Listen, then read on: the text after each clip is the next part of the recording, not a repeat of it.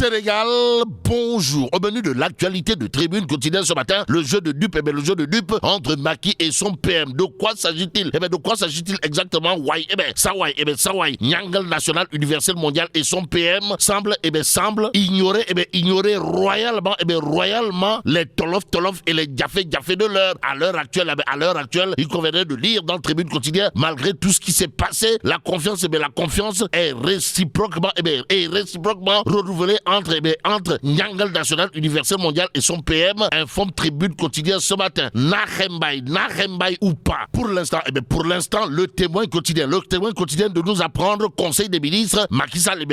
renouvelle sa confiance à Amadou Ba. Y a-t-il lieu de dire Euskei ou Tchei? Retenons tout simplement et tout bonnement ce que nous livre le témoin quotidien, à savoir entre Sawai, Nyangal National Universel Mondial et Amadou Ba, alias Am. C'est comme qui dirait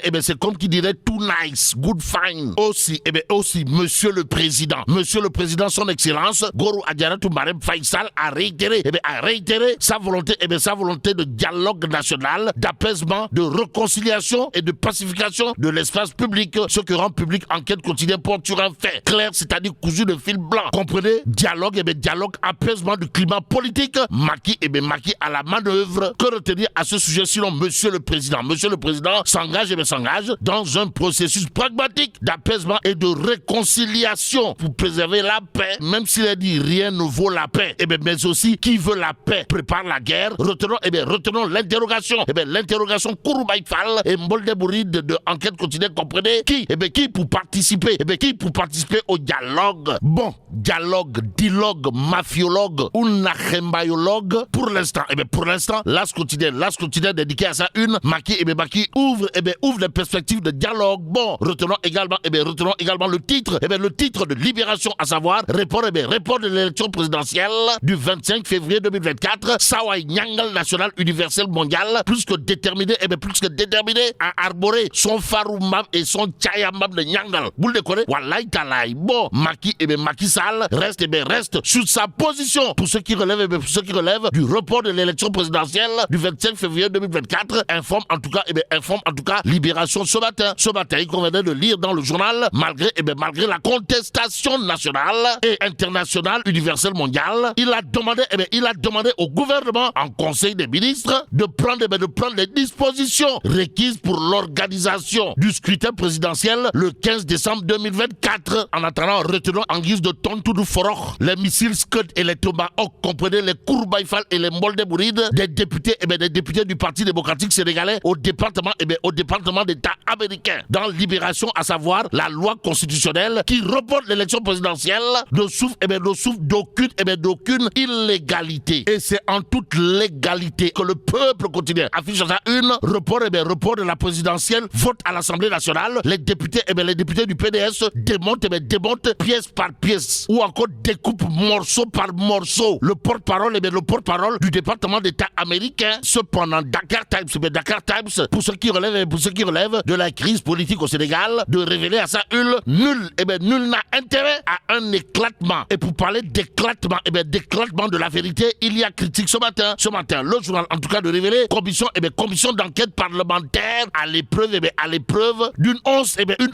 de preuve, en attendant la preuve par 9 qui permettra de comprendre s'il est question d'une commission d'enquête parlementaire ou d'une commission d'enquête parlementaire. Critique le journal pour ce qui relève des attaques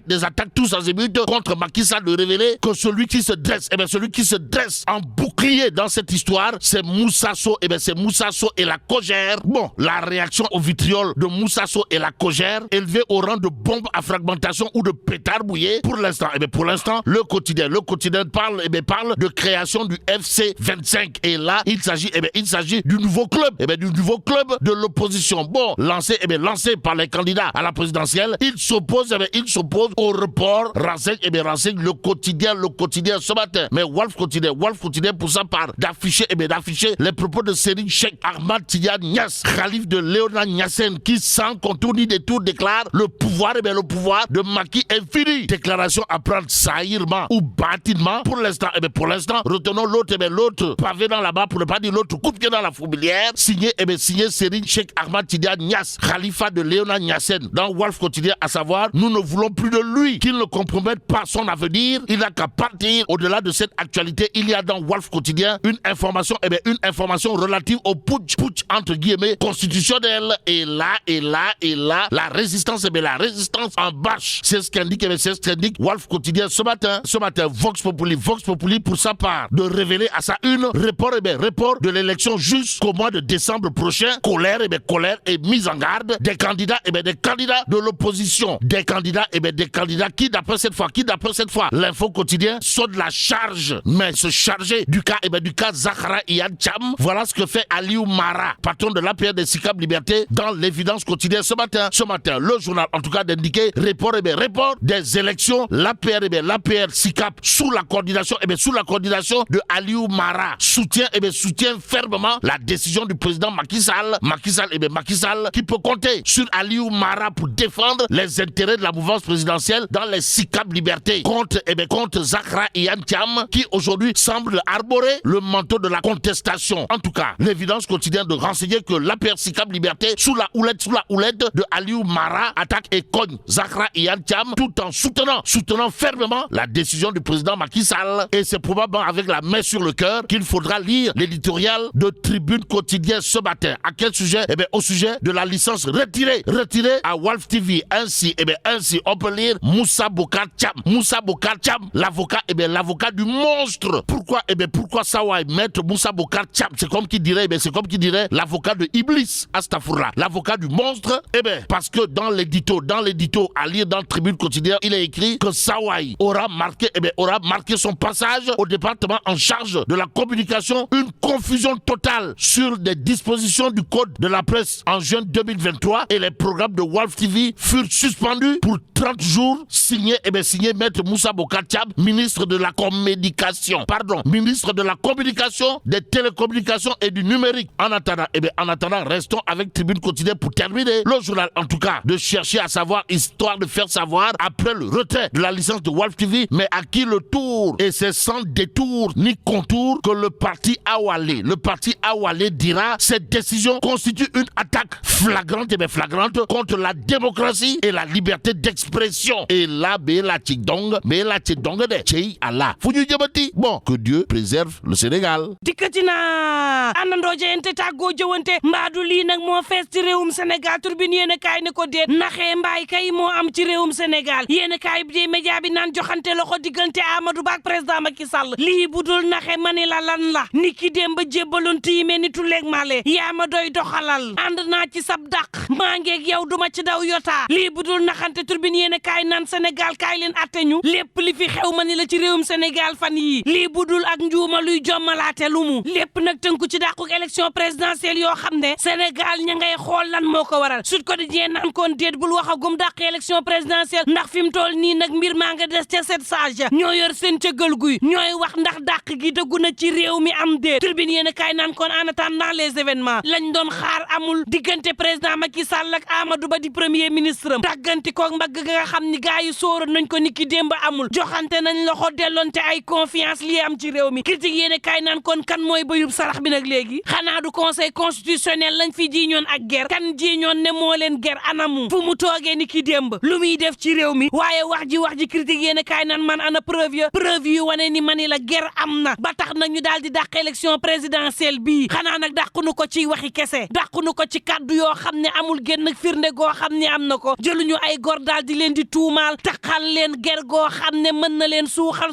seeni njaboot ci loo xam ne gisuñu preuve wonuñu ko ci ñoo xam ne nag ña ko doon jiñante ña ngay joxante loxo moom critique naan man coow li mooy nañu wër logique ba ci dàqub élection présidentielle bii moo jara laaj Le Soleil yéene kaay naan kon en tout cas président Macky Sall moom xam ne na ni élection présidentielle gii ñu jëm ci weeru décembre moom Sall bokkul leer na daal dinay dëggalaat confiance am ci premier ministre Amadou Ba moom président Macky Sall daal dina dinaa def sama kéemtalaay kàttan ba ubbi ay yoon ngir waxtaan daal di am laas yéene kaay naan kon Sall kay nee na fi mu toll nii dialogue la tal maa nga naan ay gaayam def leen kéemtalaay kàttan ba dialogue daal di am ci réew mi L'Enquête Quotidien naan kon cey dialogue ba bàjjo ba cey dialogue ba ku ca wuy ji bàjjo ba L'Enquête sampal kob laaj ne ko président Macky Sall yow kan mooy wuy ji sab dialogue boobee cey ku wuy ji L'Enquête naan man dama ne kan moo nar a wuy ji sax ku wuy ji daal yak président Macky Sall laak askan wi yéen kaay bi naan man Sall daal fi mu toll nii ma ngay teggati ay plan nekkati ci ay manœuvre lan la président Macky Sall fasal yéene réew mi mbaa nag du génnee foo xam ne xaaruñ ko fa moom Sall daal di démissionné keroog ñaari fan ci weeru avril bés bi le jour naan kon en tout cas mi ngi woote jàmm ak dal ci réew mi moom président Macky Sall dàq na élection firndeel na ko ni ki démb fa mu toogoon jógu fa ci fukki fan ak juróom ci weeru décembre yéene kaay bi naan man daal di dëggalit premier ministre bi Amadou Ba ne seen diggante comme mburoog soow wax na ci dialogue national bi nga xam ne bëgg na daar mu daal di am président Macky Sall daal di xam le ni détenu politique yi moom nañ leen gaaw génnee ci kaso bi laaj ba samp nag te bés bi daal di koy samp moom moo di ëllëgug Ousmane Sonko ci réewum Sénégal lan lay doon libération yéene kaay naan ma ngay xam le ni réewum Sénégal jàmm lañ fi woote ak dal waaye nguuram gii ña ngay wéy di jàpp ay ñooñu Ousmane Sonko Mohamed Diop jàpp nañ ko Binta Ndiaye Gueye jàpp nañ ko Cheikh Dembélé jàpp nañ ko Fatoumata Ba jàpp nañ ko te ñii ñëpp nag ci réseaux sociaux yi la ñu nekkoon di wax daal dinañ leen di jàpp nag ndax seen kàddu ci réseaux sociaux yi su président Macky Sall ne jàmm ak dal la bëgg ci réew mi ak jitu ñuy dem ñibbi seeni kër waxtu woowu ñuy jàpp ay xale yoo xam ne ci réseaux sociaux yi képp kott la ñu nekk problème day daal di judd ci réew mi le quotidien naan kon geneen problème a ngi nii de gu gën a diis mooy club bu yees bu opposition bi candidat yi nga xam ne ñoo bokk ci élection présidentielle bi ñoo ko daal di taxawal l'info yéene kaay naan kon yooyu candidat day amul lu ñu bàyyil président Macky Sall Aliou Mamadou Dia bu pur naan kon yow président Macky Sall gardien bu constitution day la Sénégal daal di fal nga daal di taxaw nag wan àdduna wërngal këpp ne leen yow gardien bu